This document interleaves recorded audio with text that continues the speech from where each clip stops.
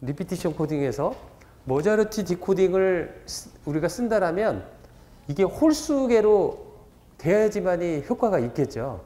그렇죠? 그래서 RC를 제가 2K 플러스 1분의 1로 해보겠습니다. 이 경우는 K는 1일 때죠. 그렇죠? 그래서 3분의 1 코드 레이스를 썼다라는 거죠. 한 비트 대신에 3비트를 보내는 거를 말을 하고 있는 거다라는 거죠. 그렇죠?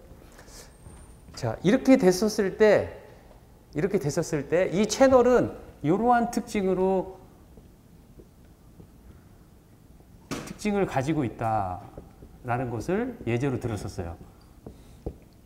그래서 여기가 X라고 하고 여기를 Y라고 했었을 때 0을 보냈을 때 0이 될 확률, 또 1을 보냈을 때 1을 받을 확률이 1-P인데 0을 보냈을 때 1로 받을 확률이 P고, 그러니까 이때가 에러 프로버빌리티죠. 그렇죠? 그 다음에 1을 보냈을 때 0을 받을 확률이 얼마이냐, 이것을 계산한다고 그랬었잖아요. 그렇죠? 그러니까 이 계산법에 의해서 만약에 2K 플러스 1분의 1로 이렇게 2K만큼 리던던트 비트를 보내서 채널 코딩을 해서 모자르티 디코딩을 하면 비트 에러 프로버빌리티가 얼마인지 여러분들이 계산할 수가 있을 것이다 라는 거죠. 어떻게 계산이 될 거냐면 R은 K 플러스 1부터 2K 플러스 1까지 에러가 알게 나고 에러 나지 않는 거가 이만큼 나고, 아마 이렇게 계산이 될 거라는 거죠. 그렇죠? 자, 지난 시간에 배운 거가 여기까지 배웠다라는 겁니다. 이 내용은 안 배웠는데요. 여기까지 배웠다라는 거죠. 이제 오늘 배운 내용은 이제 이거가 일반적으로 리피티션 코딩이면 얼마나 좋아지는지 계산할 수 있다라는 겁니다. 그렇죠?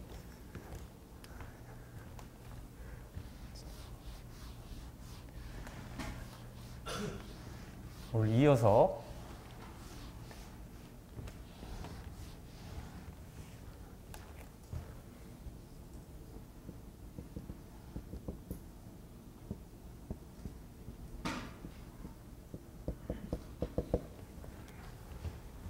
그래서 여기는 지워버리고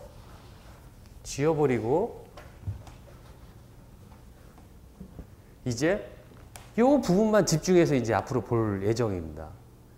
그 소스 코딩, 채널 코딩은 이제 한동안 우리 안 들여다볼 거예요. 특히 소스 코딩은 학기 끝날 때까지 안 볼 거예요. 아까 배운 컴프레션 한다라는 정도로만 이야기를 할 거예요. 그리고 소스 코딩의 종류는 로스리스 코딩과 로시 코딩이 있는데, 뭐 로스리스 코딩에는 뭐 램펠-짚이라든지 후프만이라든지 뭐 그런 거가 있다라고 해서 이렇게 자료로 보여준 거 그 정도만 있어요. 로시 코딩은, 그러니까 그 정의가 무엇인지 여러분들이 아마 지난 시간에 배웠으면 알 거라고 생각이 들어요. 로스리스는 원래대로 그대로 복구할 수 있는 거고, 로시 코딩은 일부는 잃어버리는 거죠. 그렇죠? 자, 이제 여기에 이제 집중을 하려고 그래요. 거의 그 끝날 때까지. 끝나기 한 2주 정도 컨볼루셔널 코딩, 그 채널 코딩에 대해서 조금 배울 것 같아요. 그 학기 마지막에. 그 전까지는 이 부분만 우리가 배운다라는 거죠. 그렇죠? 자, 여기가 바이너리 비트예요. 바이너리 비트를 전기적 신호로 변환하는 과정을 우리는 디지털 모듈레이션이다라고 말한다라는 거죠. 그렇죠? 이 전기적 신호로 변환하는 이유는, 왜 전기적 신호로 변환하냐면 간단해요. 프로파게이션 시키기 위해서라는 거죠. 그러니까 프로파게이션이라는 것은 이 상태는 일종의 저장된 상태이기 때문에 스토리지 안에 있는 거죠. 얘가 어떻게 다른 쪽으로 전달이 안 돼요. 그렇죠? 전달시키게끔 만들기 위해서는 전기적 신호로 변환을 시켜줘야 되는 거죠. 그렇죠? 전기적 신호로 변환이 되면 그 전기적 신호는 이 구리선을 통해서 가거나 트위스티드 페어라고 하는 트위스티드 페어 선을 따라서 가거나, 또는 지난 시간에 말했던 것처럼 코엑시알 케이블을 통해서 전기적 신호가 케이블을 따라서 쭉 전도가 되거나, 그렇죠? 그렇게 해서 여기가 구리선으로 연결되어 있으면 S of T가 이쪽에다가 보내지면, 그러니까 우리가 선으로 연결해 놓으면, 그러니까 회로를 그렇게 만들어야 되겠죠. 해 놓으면 이쪽에다가 이 코엑시알 케이블이 연결돼 있어가지고, 코엑시알 케이블에 연결돼 있어가지고 리시버에 딱 도달이 된다 이거죠. 여기서는 S 오브 T를 보냈는데 이 코엑시알 케이블 도중에 뭐 여러 가지 문제가 발생해가지고 받을 때는 R 오브 T가 받아질 수 있다라는 거죠. 그죠? 또 한 가지는 이게 코엑시알 케이블 또는 트위스티드 페어라고 하는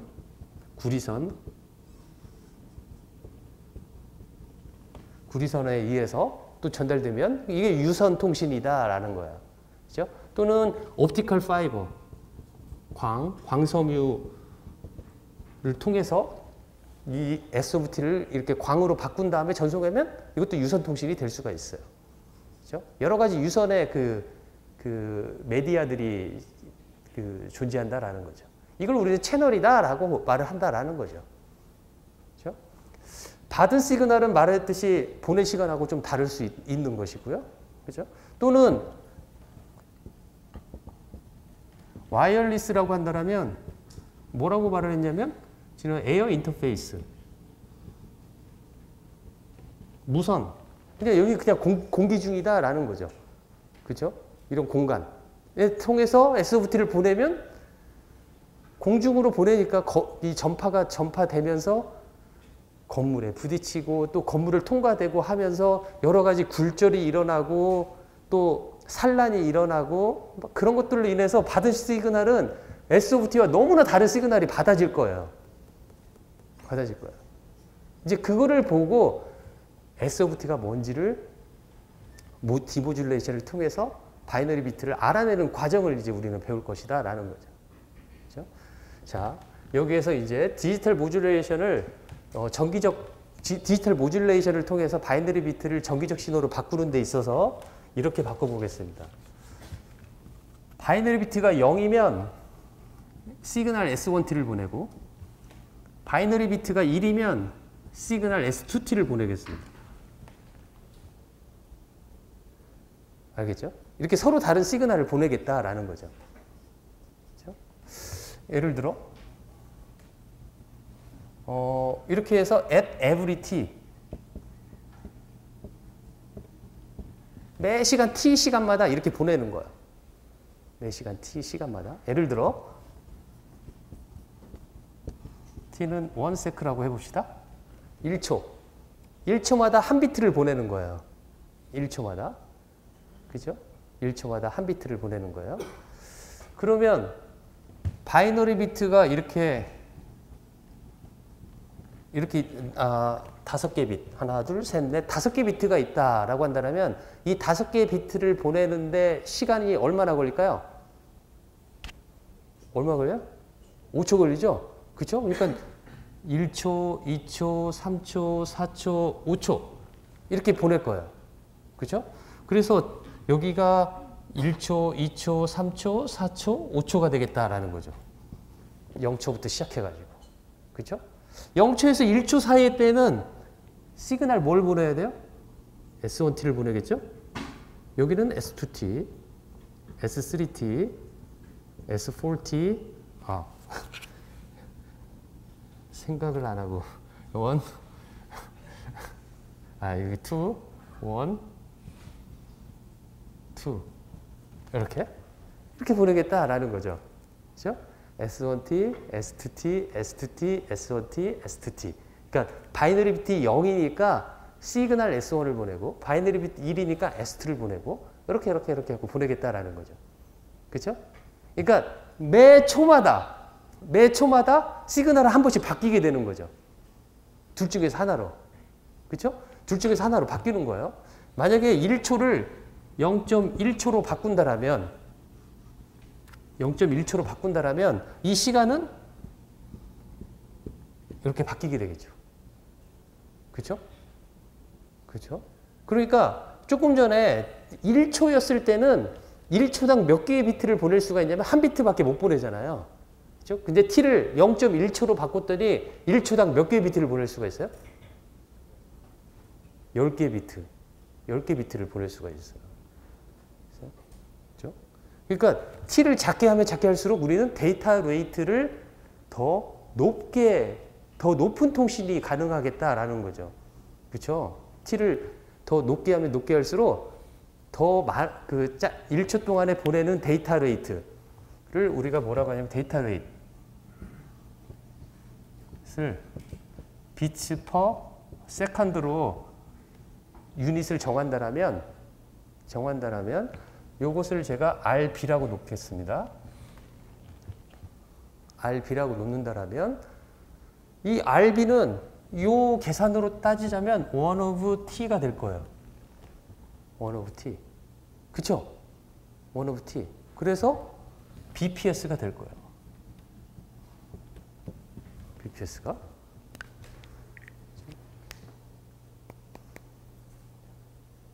지금 우리 스마트폰 쓰고 있는 거 4G잖아요. 4G LTE를 쓰고 있고 5G가 지금 나오고 있잖아요. 초기 버전이 지금 팔리고 있어요. 근데 4G에서 5G로 갈 때에 4G의 데이터 레이트이 얼마 정도 되는지 아세요? 평균 데이터 레이트? 얼마라고 말을 하고 있냐면 100메가라고 말을 하고 있어요. 100메가 bps. 그거는 아주 좋은 상황에서 100메가 정도 돼요. 그러니까 이렇게 기지국하고 그렇게 멀지 않는 곳에서 쓰고 있고, 이렇게 주변 상황이 이렇게 많은 빌딩이 없고, 좀 오픈되어 있고, 그런 상황에서 한 100메가 정도 나온다고 그래요. 100메가 정도. 근데, 5G는 그러면 몇 메가가 목표인 줄 아세요? 근데 100메가인데, 보통 100메가인데, 4G에서 맥시멈 데이터 레이트. 그러니까 정말 아무것도 없고 나 혼자만 기지국과 통신하려고 한다. 그랬었을 때의 데이터 레이트는 1기가 bps라고 말을 해요. 그거에 한 10배 정도 1기가 bps를 할 수 있다라고 말을 해요. 그러니까 1기가 bps면 뭘 할 수 있을까? 지금 우리가 쓰고 있는 유튜브를 보거나 뭐 그런 것들을 다 할 수가 있죠. 그 정도면. 그렇죠? 그런데 이제 그거를 5G로 지금 이렇게 바뀌면서 데이터 레이트를 얼마로 높이려고 지금 하고 있냐면 맥시멈 데이터 레이트를 20기가로 목표를 하고 있어요. 20기가 bps. 그러니까 아까 1기가라고 했잖아요. 1기가 그 최대치가 LTE가 그거 한 20배 정도 더 빠르게 하려고 하는 거죠. 그죠? 그리고 아까 100메가 정도 되는 LTE를 1기가 정도로 만들려고 그래요. 1, 2기가 정도로. 1, 2기가 정도. 그러니까 평소에도 1, 2기가 bps 데이터 레이트를 하려고 하는 거가 5G의 일반적인 데이터 레이트에 대한 목표예요. 그러려면 T를 작게 하면 되겠죠. 수치적으로 이야기를 해보면 100메가에 1기가로 내가 높이려고 한다면 10배 높인 거니까 T를 10배 더 작게 만들면 더 빠른 시간에 이렇게 비트를 보내면 데이터 레이트 자동적으로 올려질 수가 있겠죠. 그렇죠? 데이터 레이트는 이제 그런 척도인 거죠. 그렇죠? 5G가 그래서 그렇게 1기가나 또는 2기가 보통 우리가 쓰는데 그 정도 되고 맥시멈 데이터 레이트로 20기가 bps를 하면 과연 그것으로 우리가 뭘 할 수 있을 것인가? 그런 서비스는 이제 막 나오는 거가 뭐죠? VR 뭐 그런 서비스가 나오고 또는 자율주행차에 뭐 넣고 뭐 그렇게 데이터에 그런데 많은 데이터가 필요하기 때문에 뭐 그렇게 하겠다라고 하고 그걸 실제로 우리가 많이 써야지 이제 사업하는 사람들이 그걸 쓰니까 이제 돈을 거기에서 받을 수가 있어서 사업이 성공할 수가 있겠죠. 그렇죠? 그런 측면에서는 조금 부족해 보여요. 그 데이터 레이트이. 5G의 데이터 레이트이 정말 성공할 것인가에 대한 많은 의구심이 있긴 해요. 개인적으로. 일반적으로 가지가. 어쨌든 간에 데이터 레이트는 중요한 척도 중에 하나예요. 척도 중에 하나. 자, 그거를 기억을 하고 이렇게 한번 보내보겠습니다. S1T, S2T 이걸 어떻게 보내는지에 대해서. 자, 이렇게 서로 다른 시그널을 보낸단 말이죠. 다른 시그널을 보내서 SOT는 S1T 또는 S2T 중에서 하나가 받을 것인데 at every t second마다 그죠? t마다 보는데 RT도 그래서 every t second마다 다른 신호를 받겠죠. 그러니까 얘도 딱 첫 시작점을 안다라면 나누어 가지고 이렇게 나누어 가지고 시간을 t, 2t, 3t, 4t, 5t 해가지고 얘가 나 지금 여기서 보낼게 라고 이야기를 하면 얘 받는 쪽에서는 아, 이 시점에서 받았구나 라는 타임을 정확하게 싱크를 처음에 맞춰주고 싱크 맞춰주는 건 우리 다 맞췄다라고 합시다. 이것도 되게 중요한 포인트인데 맞추는 게 그렇게 어렵지는 않아요. 그래서 다 맞췄다라고 합시다. 갖고 시작점이 언제인지 알아요. 언제 보냈는지. 딱 봤을 때 이걸 받으면 얘는 이 시간에 R1T, R2T, R3T, R4T, R5T 이런 신호를 받게 될 것이다 라고 제가 여기 노테이션을 쓰는데 이 RKT는 무엇이냐면은 시간 K-1T에서 시간 KT 사이에 보낸 시그널을 말을 하고 있어요. 여기 K가 의미하는 것은 그렇죠? 그러니까 0에서 T초 사이에 보낸 거 R1T라고 말을 하겠고 T초에서 2T 차이에서 보는 것을 R2T라고 말을 하겠다. 여기 S1, S2하고는 좀 다른 거죠. 그렇죠? 자, 이렇게 보내면 RKT는 무엇 중에 하나냐면 S1T가 변형된 것 또는 S2T가 변형된 것을 제가 이렇게 써놓게요. S1T가 변형된 것, 채널에 의해서 S2T가 변형된 것, 채널에 의해서 그 둘 중에서 하나가 받아질 것이다 라는 거죠. 그죠? 그래서 얘는 딱 보고 둘 중에서 하나를 보냈지. 그런데 S1을 보냈을까 S2를 보냈을까를 이 시간 동안에 받은 이 신호들을 각각을 보고 무엇을 받았는지 디시전을 내려야 되겠다라는 거죠. 그렇죠? 그렇게 디시전을 내리는 과정에서 에러가 발생할 수도 있는 거예요. 한번 예를 들어볼게요. 여기에서 이렇게 보낼게요.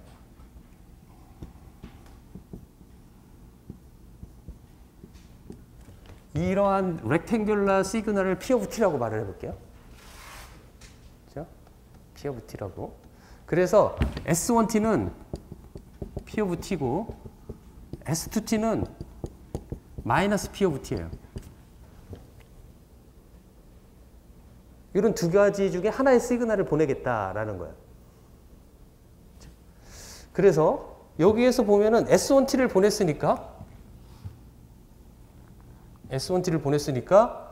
플러스 PT가 되고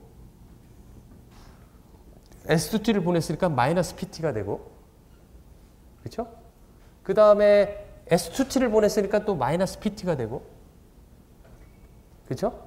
그 다음에 S1T를 보냈으니까 플러스 PT가 되고 그 다음에 S2T를 보냈으니까 마이너스 PT가 되고 그래서 여기를 A라고 하고 여기를 마이너스 A라고 할 수가 있겠죠. 이러한 시그널을 보내게 되겠죠. 이렇게 정기적 신호로 펄스를 만들어 가지고 전송을 하겠다라는 겁니다. 그죠? 그 신호가 디지털 모듈레이션을 거친 후에 신호가 될 수 있겠다라는 겁니다. 그죠? 이렇게 보내는데 받는 쪽에서 봤더니 R of T를 봤더니 R of T가 이렇게 받아줬어요. R of T는 매 시간 T마다 다른 신호가 올 거예요. T, 2T, 3T, 4T, 5T 이렇게 다른 신호를 받게 될 것이다 라는 거죠. 받았는데 여러분들이 한번 결정을 해보세요. 뭘 보냈는지. 저쪽은 보지 말고 이것만 보고. 리시버에서는 이걸 알아요.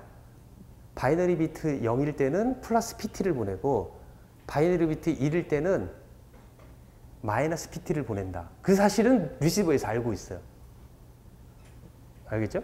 그래서 얘가 받은 걸 봤더니 여기를 A라고 하고 여기를 마이너스 A라고 한다면 얘가 이렇게 받았어요.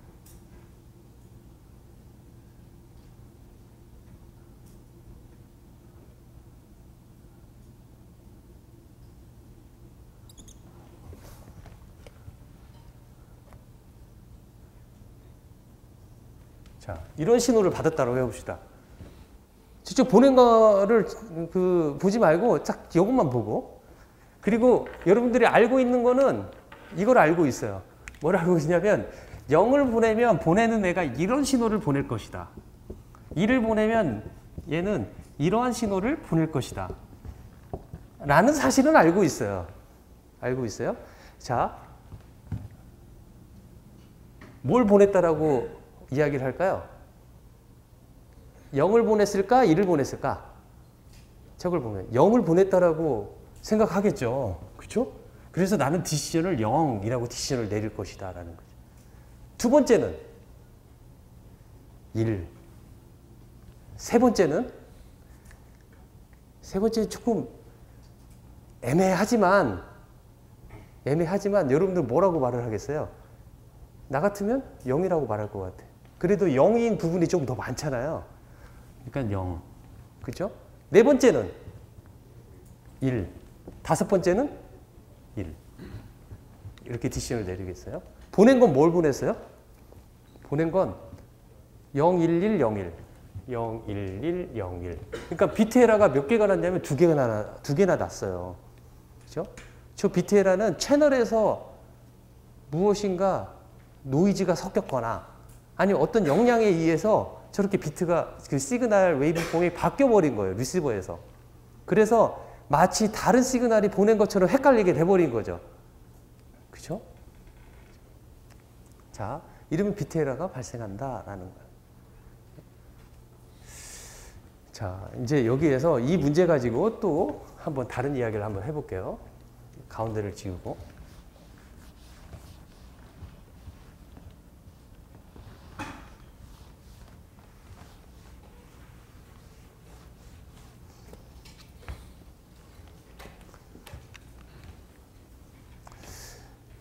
디지털 모듈레이션 하고 난 신호는, 디지털 모듈레이션 한 신호는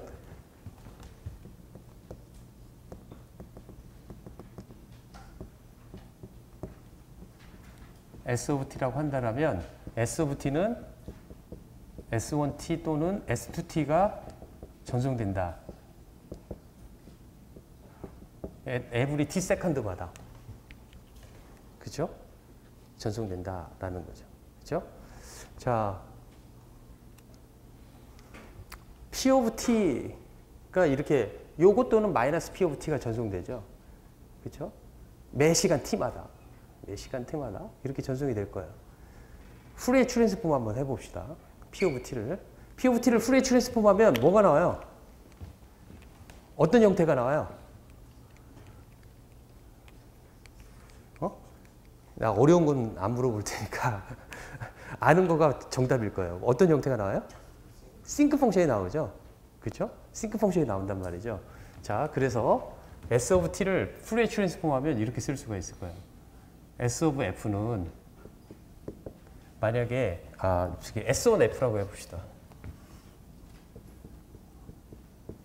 S1f는 어떻게 쓸 수가 있냐면 마이너스 무한대에서 무한대까지 S1t를 2a-j2파이 ft 해서 t에 대해서 적분 하면 나오는 거잖아요. 그렇죠? 이렇게 나올 거란 말이죠. 이거를 해보면 이런 형태로 나올 거예요.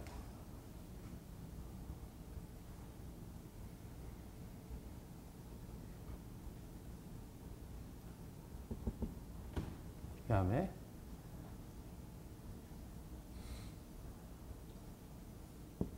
이거를 S1F의 앰플리튜드 스펙트럼이다 라고 우리는 구해보면 원래는 여기 이렇게 마이너스인데 절대치가 있기 때문에 위로 그린 거예요. 그렇죠? 요거가 S1F의 앰플리튜드 스펙트럼이라고 말을 해요. 그렇죠? 앰플리튜드 스펙트럼이다 라고 말을 해요. 이런 거는 제가 쭉 안 적겠습니다. 유도한 거를. 그거는 지난 학기에 다 했다라고 했기 때문에 다시 적거나 그러지 않겠습니다. 여러분들 까먹었으면 꼭 해보셔야 돼요. 처럼 그리고 앰플리튜드 스펙트럼 그려보고.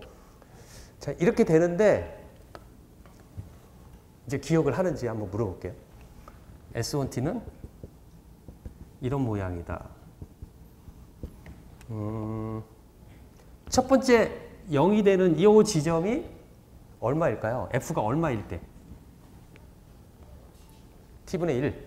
그쵸? 그 다음에 t분의 1의 정수배.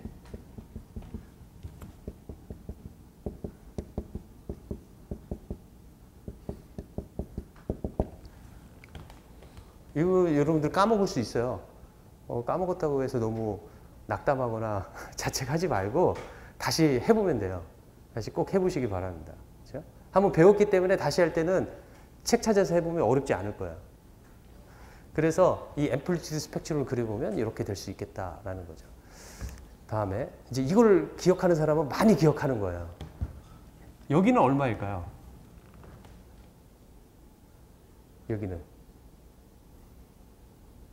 여기는 얼마일까요? 어려운가? 어렵죠? 힌트.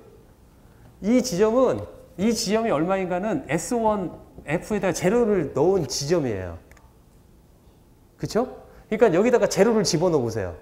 F에다가 제로를 집어넣으면 여기 제로가 되어서 이게 1이죠. 그러면 S1T의 면적이 되겠죠. 그쵸? S1T의 면적이 얼마예요? AT. 이렇게 될 거예요. 그죠? 그래서 S1F를 해보면 아마 AT, Sync, FT 이렇게 나올 거예요. 절대치를 하면 거기에 원래 렉탱귤러 펄스가 이렇게 되어 있는 것을 이만큼 시프트 했기 때문에 시프트 프로퍼티에 의해서 페이즈 시프트가 일어난 여기에 엑스포넨셜 마이너스 j 2파이 f에다가 2분의 t만큼 이동했다 해서 2의 마이너스 j 2파이 ft 요거가 곱해진 형태가 바로 S1F가 나올 거다라는 거죠.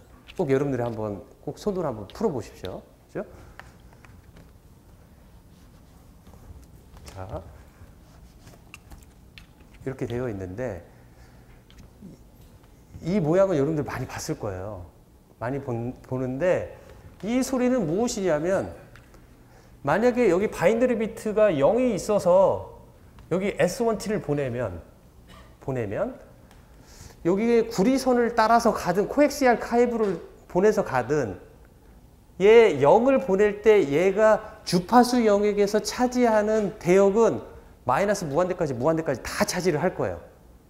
그런데 대부분의 시그널은 요 사이에 있는 시그널들이 대부분이겠죠. 왜냐하면 여기 에너지가 가장 많이 들어가 있어요.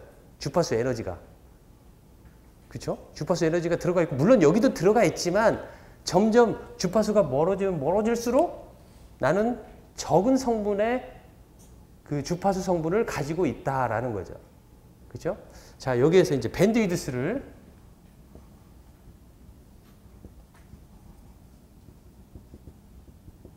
정의를 내리면 밴드위드스는 여러 가지 정의가 있어요. 이 전체적인 에너지 중에서 99%의 에너지를 차지하는 부분까지를 밴드위드스로 정하자. 라고도 할 수가 있고 가장 흔한 이런 거 같이 그 렉탱귤러 펄스일 때 퍼스트 널이 오는 요 부분까지만.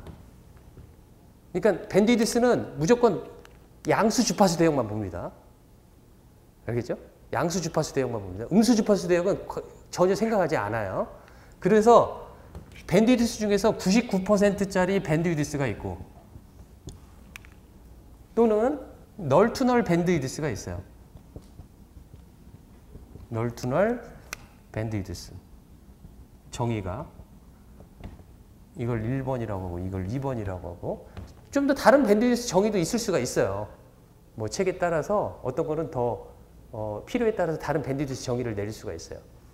이런 경우에 널 투 널 밴드위드스를 쓰면 여기 널이 여기를 말하는 게 아니라 이 널에서부터 첫 번째 널이 오는 데까지의 밴드위드스다 라고 해서 이 경우에 우리는 1 of t다 라고 말을 하겠다라는 거죠.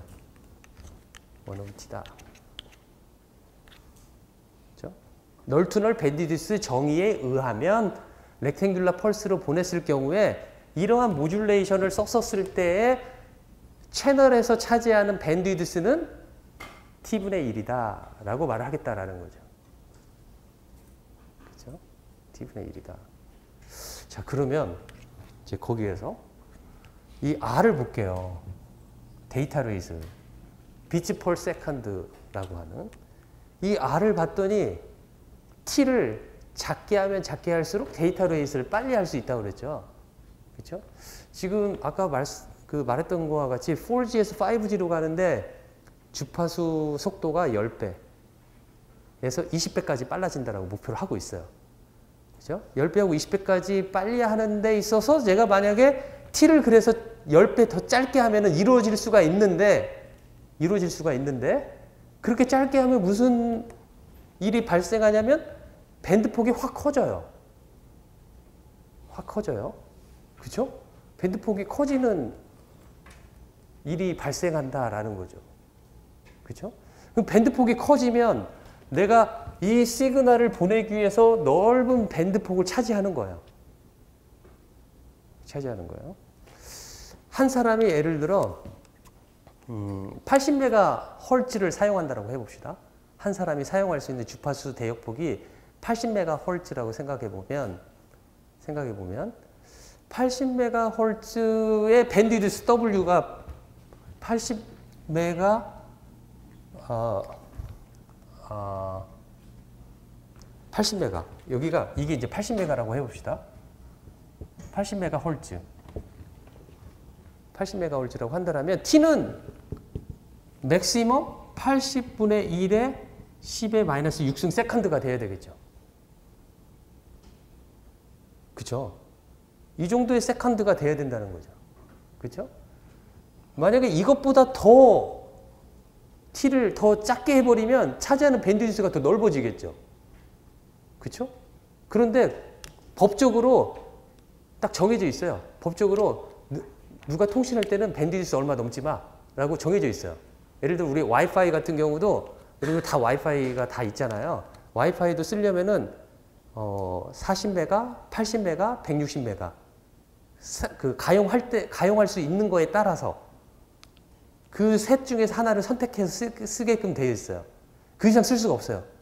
왜냐하면 그 이상 쓰면 다른 사람 통신하는데 방해가 되기 때문에 와이파이는 이 정도만 이 안에서 해결해라 라고 되어 있고 우리 쓰는 스마트폰도 이 안에서 해결해라 라고 다 정해져 있어요. 그 안에서. 한 사람이 쓸 수 있는 주파수 대역폭이 그렇게 넓지 않아요. 그러니까 T를 무작정 늘릴 수는 없는 거예요. 어떤 목표를 이루기 위해서. 그러겠죠. 왜? 주파수 대역폭이 늘어나기 때문에 라는 거죠. 그렇죠?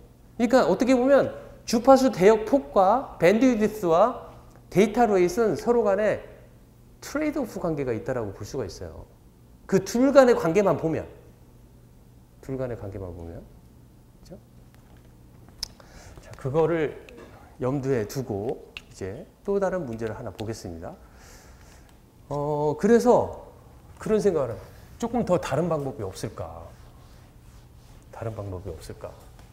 라는 생각을 하면서 이렇게 한번 해보려고 그래요.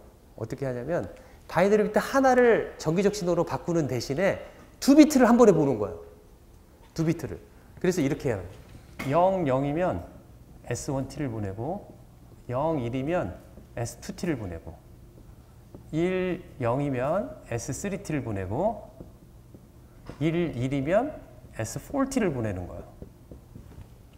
At every T 세컨드 동안. 이렇게 보낸다라고 해봅시다. 그래서 아까처럼 01, 10, 11, 01, 10, 11 이제 6개 비트를 보내려고 그래요. 그죠? 아까 6개 비트를 보내는 데 있어서 저렇게 S1, S2 둘 중에서 하나를 보내는데 1초를 걸렸다라고 하면 이 6개의 비트를 보내는데 저기에서는 6초가 걸리겠죠. 그죠? 여기에서는 몇 초가 걸리겠어요? At every T second. 여기가 T, 2T, 3T, 3초. 반으로 줄어드는 거죠. 그죠? 만약에 T가 0.1이라고 한다면 6개 비트를 보내는데 0.3초면 돼요. 아까는 0.6초가 걸렸단 말이죠. 0.1초로 했었을 때. 그죠? 그러니까 이렇게 서로 다른 시그널을 보낸다면 두 개의 비트를 한꺼번에 보고 0, 1이니까 S2T를 보내고 1, 0이니까 S3T를 보내고 1, 1이니까 뭘 보내요? S4T를 보내고 이렇게 보내겠다라는 거죠. 매 시간 T마다. 그죠? 그리고 서로 다른 시그널은 뭘로 할 것인가 이제 고민하면 돼요. 서로 다른 시그널을 보내면 돼요. 아까는 PT, -PT 보냈듯이 하나 간다는 방법이 무엇이냐면 이런 방법을 보내겠어요. 어떤 방법이냐면 S1T는 3PT를 보낼 거예요. 3 곱하기 PT. 그러니까 A가 아니라 3A. 그 다음에 S2T는 플러스 PT를 보내겠어요. S3T는 마이너스 PT를 보내고요. S4T는 마이너스 3PT를 보내겠어요. 이렇게 서로 다른 시그널을 보내겠다라는 거죠. 그러면 보낼 때 어떤 시그널을 보내게 될 거냐면 여기서 보낸다라고 했었을 때 여기가 A, 3A, 마이너스 A, 마이너스 3A 이렇게 해서 이렇게 그려봅시다.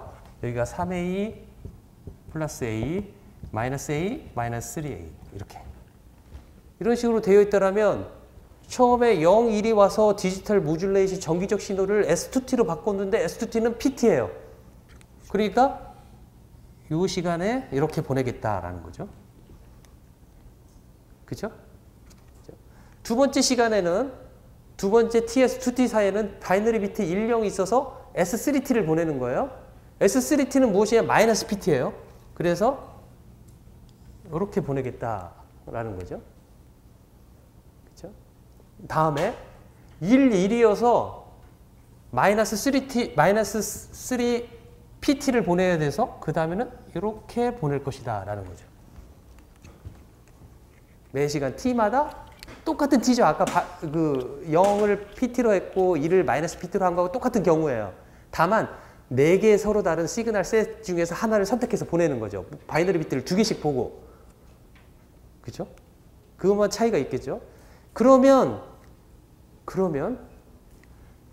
이렇게 보낸다고 한다면 데이터 레이스는 얼마가 될까요? 여기서 이렇게 계산을 했는데 RB는 얼마가 될까요? 이 경우에 RB는 얼마가 될까요?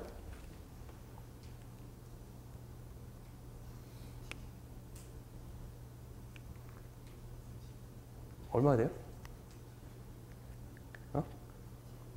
T분의 2. 그쵸. T분의 2. 간단하죠. T분의 2. T분의 2. T분의 2. 그쵸? 자, 조금 더 잘할 수 있지 않을까? 조금 더 데이터 레이스를 지금 우리 2배 늘렸어요. 단지 시그널링만 달리해가지고 2배 늘렸어요. 그쵸?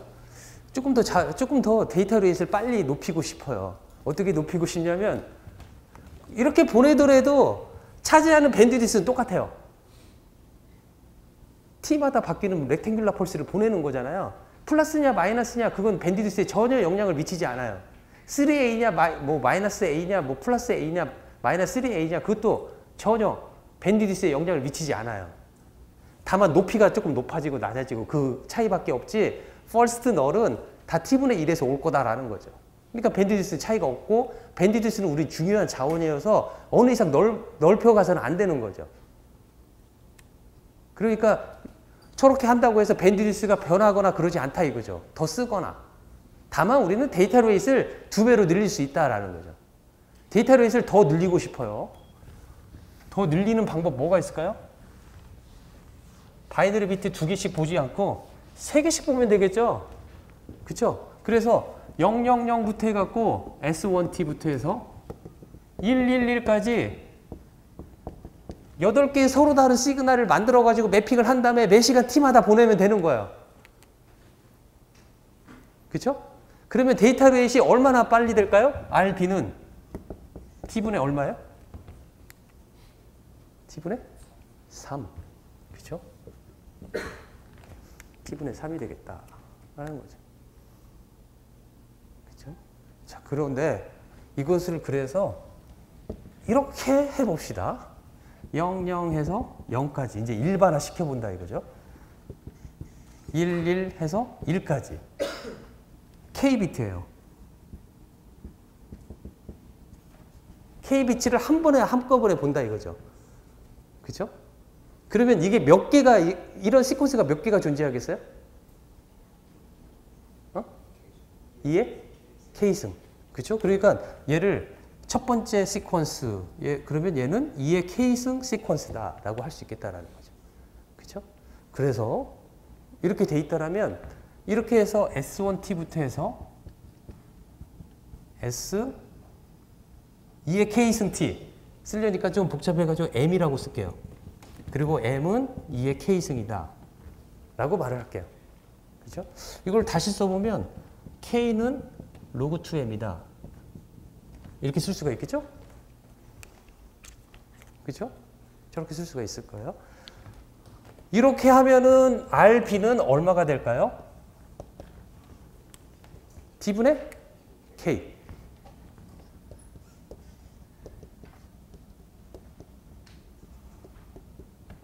이렇게.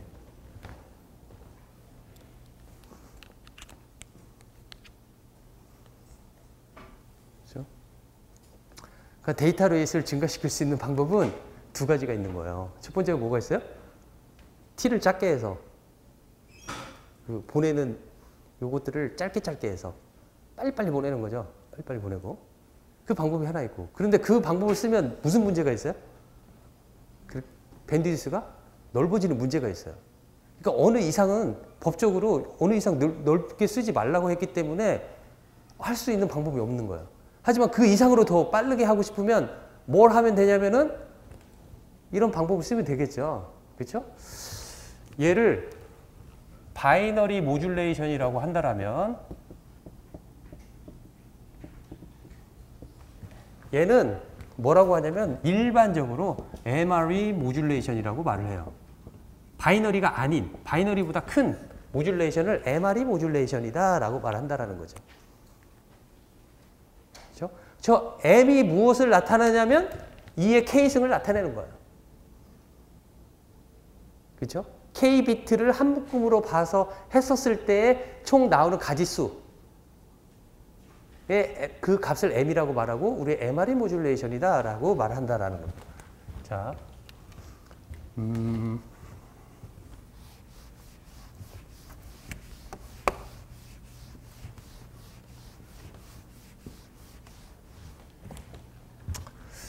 바이너리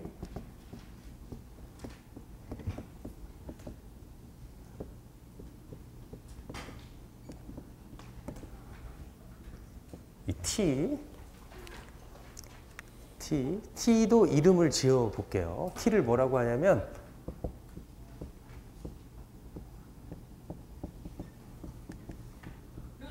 심볼 인터벌이라고 말을 할게요. 심볼 인터벌이라고. 그렇죠? 심볼 인터벌이다 라고 말을 하고 그 다음에 RB는 데이터 레이트 in BPS, 비치 per second라고 말을 하겠죠. 그렇죠? 그 다음에 그렇다면 RB는 log 2m 분의 t다라고 말을 하겠다라는 거죠. 그렇죠? 이렇게 말을 하겠다라는 거죠.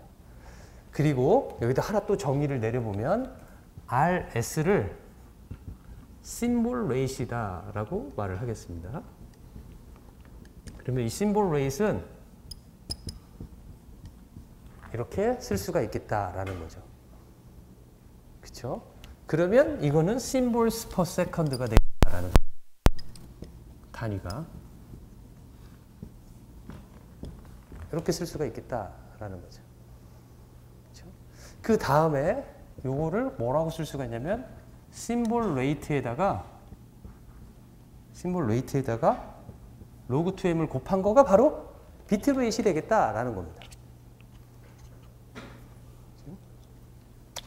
자, 심볼이라는 단어를 제가 계속 여기다 쓰고 있는데 심볼 나오고 심볼 나오고 여기 심볼 나오고 심볼이 나와요. 심볼은 그러면 뭐일 것 같아요? 심볼은 바로 얘네들을 심볼이라고 말을 하는 거예요. 얘네들을 심볼이다라고 말한다는 거죠. S of T 그 시그널 자체를 심볼이다라는 거죠. 00을 대표하는 심볼, 02를 대표하는 심볼. 그렇게 여기서 말을 해줘보면, 그렇죠? 그러니까 주어진 시간 t 동안에는 한 개의 심볼이 보내지는 거예요. 그거는 바이너리가 됐든 MRE가 됐든 똑같아요. 주어진 시간 안에 심볼 하나가 보내져요. 근데 그 심볼 안에 몇 개의 비트가 있는지는 달라지는 거죠. 바이너리냐 MR이냐에 따라서. 알겠죠? 그렇죠?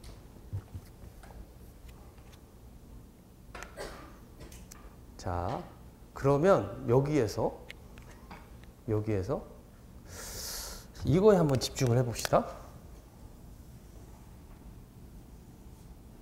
이거에 RB는 T분의 로그 2M 이 안에는 무슨 뜻이 되느냐면 데이터 레이트이 T분의 로그 2M이다 라고 주어졌다라고 한다면 여러분들이 딱 지금 생각하는 게 뭐냐면 아, 심볼 인터벌이 T구나 라는 생각을 할 수가 있을 거예요. 매 시간 T마다 나는 서로 다른 심볼을 보내고 있구나 라는 것을 캐치를 해내야 되고, 그죠?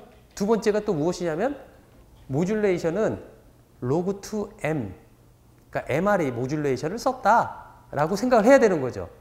그러니까 로그 2M이 되는 K비트를 하나의 묶음으로 둬서 만약에 M이 16이라고 한다면 4비트를 하나씩 보고 16개의 시그널 중에서 하나를 보냈구나라고 생각할 수 있어야 된다라는 거죠. 요거를 보면. 그렇죠? 이걸 보면. 그런데 얘가 매 시간 t마다 서로 다른 시그널을 보내는데 그러면 대략적으로 얘가 차지하는 밴드위드스는 얼마일까요? 아까 렉탱귤러일 때 대략적으로 널투널 밴드위드스면 얼마일까요? t분의 1이죠. 그렇죠? 그래서 얘가 차지하는 밴드위드스는 이렇게 됩니다. 라는 거죠. 밴드위드스가. 그렇죠? 이렇게 된다. 여기에서 RB 데이터 레이트를 대체 좀 평등하게 공평하게 뭔가를 비교하기 위해서 얘가 차지하는 밴드위드스로 나눠주는 거예요. 주어진 주파수당 몇 비트를 보냈느냐라는 것을 이야기하고 싶은 거예요. 이 이야기를. 이거를 제가 에타라고 놓겠습니다. 에타는 로그 2m 나누기 1 of t 나누기 1 of t 이렇게 쓸 수가 있는데 여기 앞에 거의 단위는 뭐였어요? 아까? 여기 바로 옆에서 보면 단위가 뭐였어요? 이거의 단위는 이 분자의 단위는 뭐였어요? BPS죠. 그죠? BPS 이거의 단위는 얼마일까요? 뭘까요? 밴드위드스니까 이 밴드위드스로 나눈 거예요.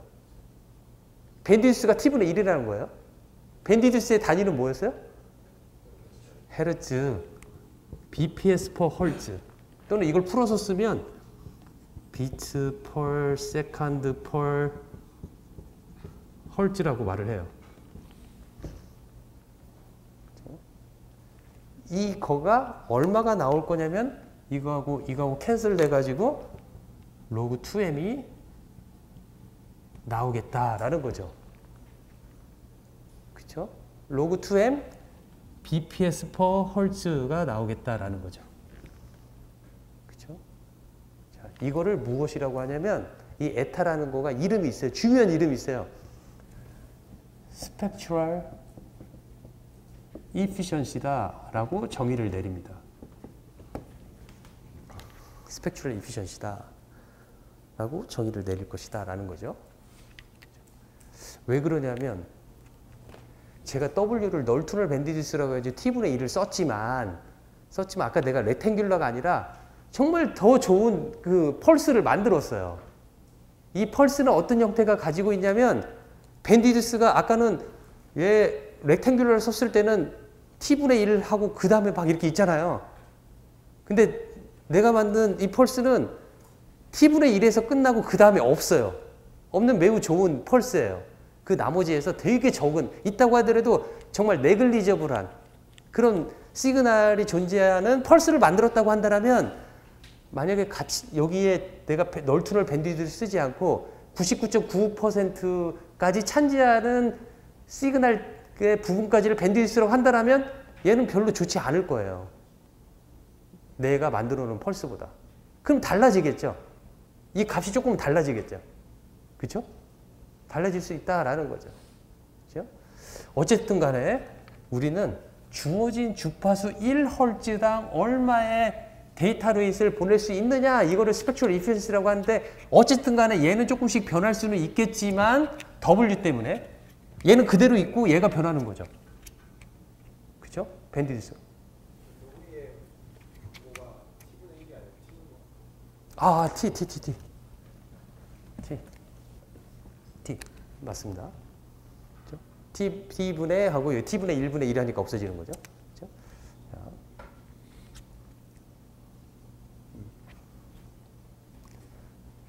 에타는 그래서 요거를 이제 스펙츄럴 이피션시라고 했는데 보면 이 값은 변할 수 있지만 밴드위드스가 이 값은 그대로 있는 거죠. 그렇죠? 내가 이거 T분의 1로 했다는 건 일반적으로 쓰고 있는 그 일종의 널투럴 밴드위드스를 쓰고 레탱귤러 펄스를 썼을 때 이야기다라는 거죠. 그렇죠? 그래서 이렇게 보면은 로그 2m 곱하기 이거에서 발생하는 약간의 뭐 이렇게 부분들 그런 것들이 발생할 수는 있어요. 그런데 스펙츄얼 이피션시는 일반적으로 MRE 모듈레이션을 함으로써 증가시킬 수는 있겠다라는 거죠. 무슨 말씀인지 알겠죠? 자, 그러면 이제 또 아까 처음으로 돌아가서 그 질문을 한번 해볼게요. 4G LTE가 100Mbps를 쓴다고 그랬어요.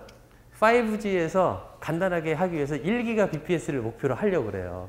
10배 늘리려고 하는 거죠. 그렇죠? 그러면 밴드위드스는 똑같이 4G나 5G나 똑같이 쓰고 올릴 수 있는 방법은 뭐가 있을까요? M 사이즈를 훨씬 더 크게 하는 거예요. 그렇죠? 2비트를 보냈다고 한다면 10배를 늘리려고 하니까 20비트를 보내야 되는 거야. 한 번에 20비트 10배를 보내야 되는 거잖아요. 그 주어진 시간 동안. 그렇죠? 그러니까 한 번에 2비트씩 보냈는데 그걸 10배를 보내야 되니까 20개의 비트를 한 번에 보내니까 원래는 4R이 모듈레이션이 2에 20승 하면 얼마냐면 셀 수 없는 모듈레이션 시그널들을 쫙 해놓고 20개 비트를 한 번 보고 해야 되는 거다라는 거죠. 그렇죠? 복잡도의 문제가 아니에요. 복잡도의 문제가 예를 들어 아까 이렇게 보냈는데 솔직히 반칙이에요. 이렇게 보내는 거가. 나는 서로 다른 시그널을 보냈지만 어떤 측면에서 반칙이냐면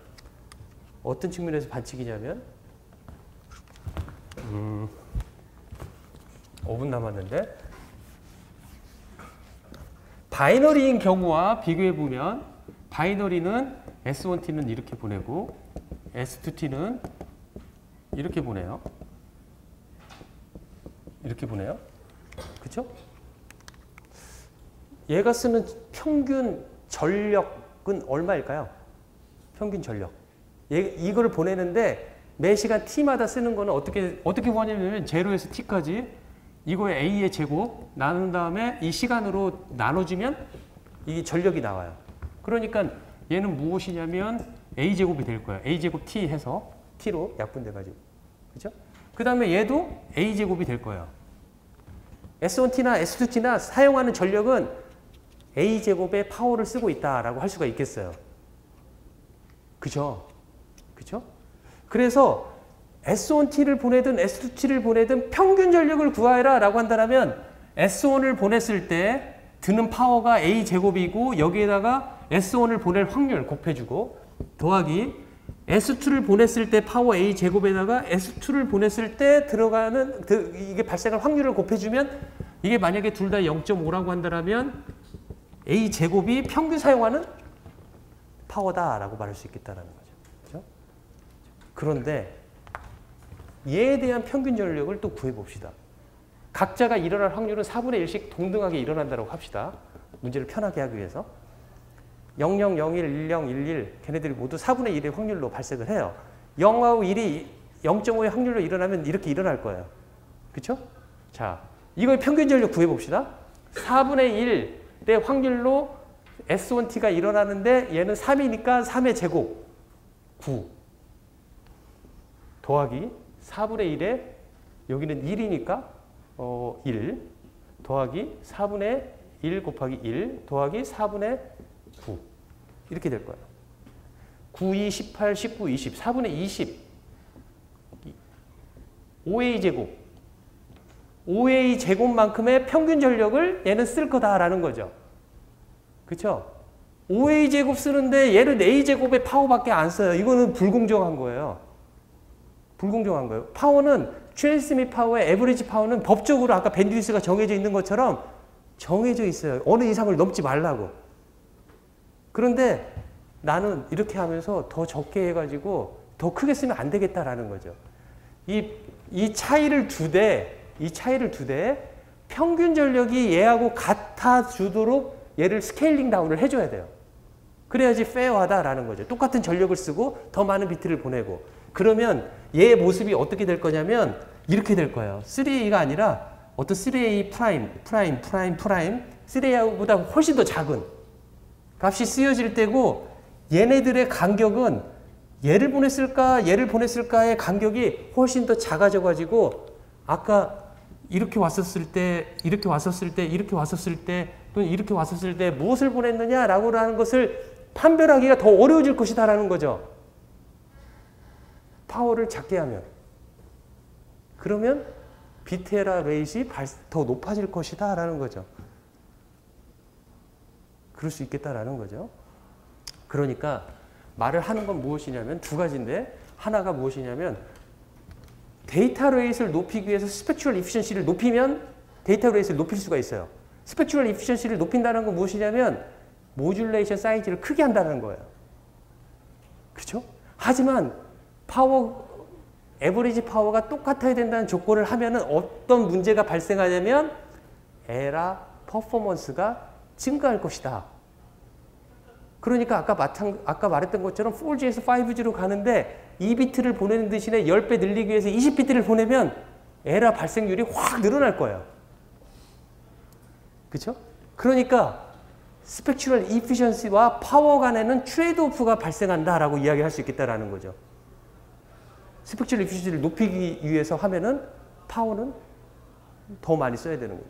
그렇죠?